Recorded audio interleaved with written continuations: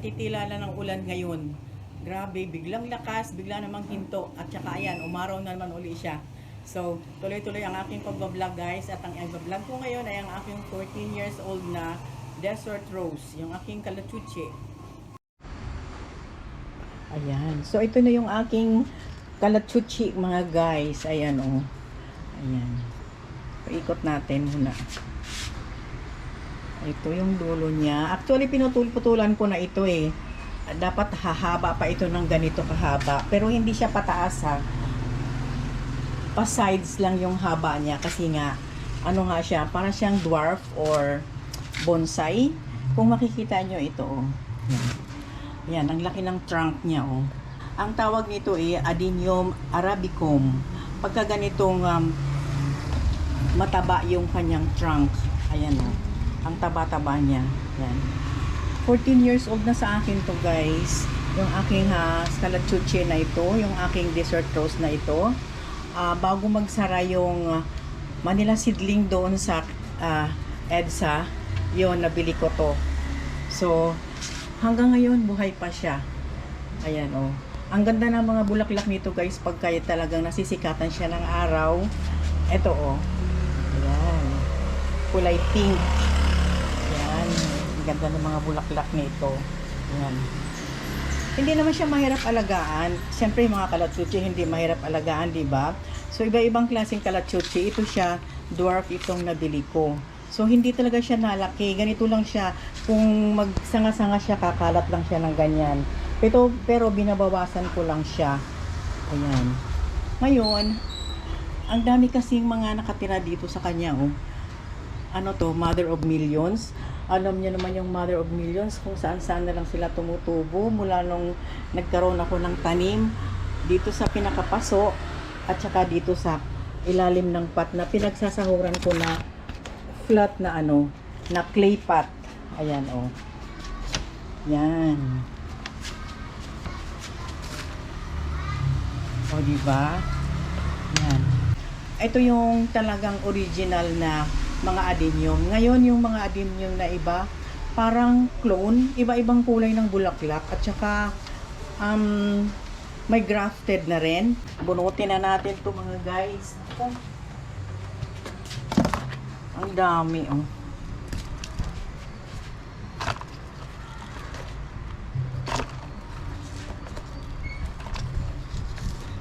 Iya. Ay, grabe, ang dami pa. Mayroon pa sa ilalim, oh. Ang dami, sobrang dami, oh. Mayroon pang maliliit sa ilalim, oh.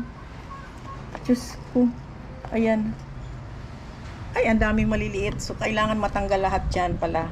Kaya siguro, hindi na siya masyadong lumusog. Ayan, guys. Sira-sira na yung kanyang paso. So, kailangan nating palitan. At kukunti na lang yung lupa niya. Pero actually, yung lupa niya kalahati na lang. Doon dito sa paso niya. So, kailangan magpalit tayo ng paso.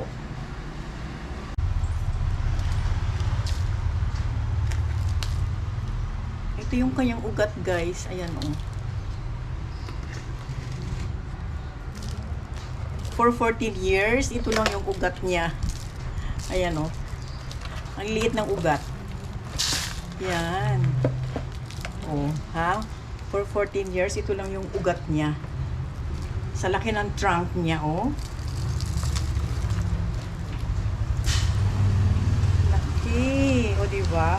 Pero yung ugat niya, ganyan lang, ha? For 14 years, buhay na buhay siya, diba? Ayan, oh, ang ganda ng lupa niya, oh. Kahit na wala siyang halong pumice at saka kung ano-ano pa man, as in, buhag-hag talaga siya. Ang ganda. So, ang gagawin ko nito, magdagdag lang ako ng pumice at saka akadama soil. Magdagdag lang ako ng kalahati nito. Ayan. At saka kalahating pumice para isang buo nito. Ayan. Ang akadama soil talaga guys, pang ano talaga yan, pang bonsai. Tapos maglagay ako ng konting vermicast.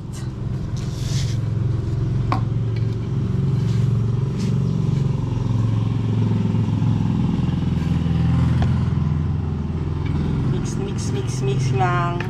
Ayan. So, ayan. Na-mix na natin siya. Dito natin siya ilagay sa bagong pot. Ilagyan ko rin binutasan ko rin yung mga sides ng pots nagdagdag din ako dito para maganda talaga yung drainage hole niya. Ayan. Tapos, transfer na natin yung soil dito. Ayan. Ubos ito guys, dito. Kasi, ayan. Dito lang natin siya. Ipatong lang natin to. Ayan. Kasi masyadong malalim. Tsaka may lupa pa naman dito sa sides nung halaman. Ayan o. Ayan. So, patong ko lang siya. Ay, wait.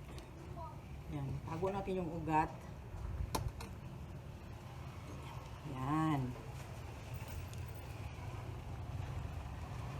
So, ganyan lang guys. Ayan. So, ayan na. Pinatong ko na siya. Madilim ba? So, ito na. Tapos na. Kung makikita nyo, may lupa na dito sa ibabaw. Dinagdagan ko to ng lupa. Paikot. Kasi masyado nang kitang-kita yung ugat niya sa ibabaw. So, nagdagay ako ng lupa. Kunti lang. Siguro wala naman siyang 1 inch ang dinagdag ko. Kasi nga, nauubos ngayon sa kabubunot ko ng kalanchoy. At yung mga kalanchoy guys, nandito pa rin yun. Hindi yun nawawala. Mayroon pa rin yun dito. Bubunutin na lang pagka tumubo ulit para hindi ito magsasuffer. Ayan.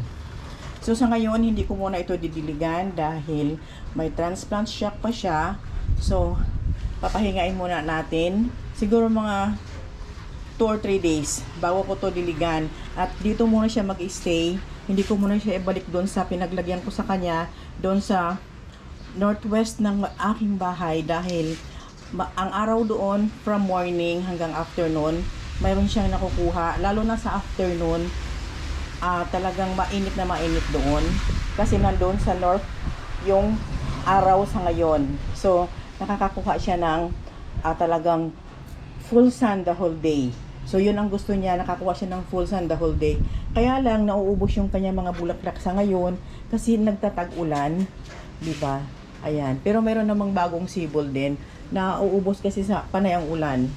So, nanlalagas. Ayan, mababali na naman tong isa. Yun. Pero tuloy-tuloy pa rin ang pagbubulaklak nito guys. Lalo na kung naarawan siya, tuloy-tuloy talaga ang pagbubloom niya. Halos everyday. Ayan. So, mainit kasi sa part na ito. So, dito muna siya mag-stay. Singaw lang na muna ng init ang makukuha niya sa ngayon. So, stay ko dito ng 1 week. At dito pa rin siya ilagay sa pot na to para nakasahod dahil pagka hindi ito nakasahod, pag umuulan, ang lupa, tagus-tagusan yun. Pagka may tubig, pati lupa, nawawala kasi tangay-tangay ng tubig. So, mas maganda kung mayroong ganito. Yan. So, natutuwa ako guys at saka nakapagpalaki ako ng hanggang 14 years na ganito. O, diba? Yung aking si Adenium arabicum. Yung mga ibang mga natin kalachuchi, yung sa ground nakalagay, yun lumalaki din talaga sila, pero ito hindi. So tama lang yun, dito siya sa pot nakalagay. At saka slow grower sila talaga, hindi talaga sila mabilis lumaki. So ganito lang talaga ang laki, lalo na itong variety na ito. Ayan, so nagpasalamat ako at nakabili ako nito noon, di ba? Dahil sa ngayon, magkano na ngayon itong mga ganito guys, yung mga bago. Ang mamahal, di ba? So, sana meron na din kayong alaga na ganito. Ilan lang yata kami nakabili nito noon kasi kukunti lang ito. So, sana hanggang ngayon buhay pa din dahil itong sa akin buhay pa. Ang sekreto nito guys kung bakit sila nabubuhay, full sun lang talaga. Full sun lang. Malalaman ko naman kung kulang sila sa dilig kasi naglalanta yung dahon, ganun. So, dilig na kaagad. So, hindi siya mahirap alagaan. Talagang siya, resilient siya sa sa drought. So, hanggang dito lang ang aking pag-flex guys nitong aking desert rose. Ayan. Maraming salamat sa panonood, sa pakikinig at sa oras. At sana may natutunan kayo dito sa aking vlog na ito ngayon. At please subscribe, like, and comment. And see you again next time guys. Bye!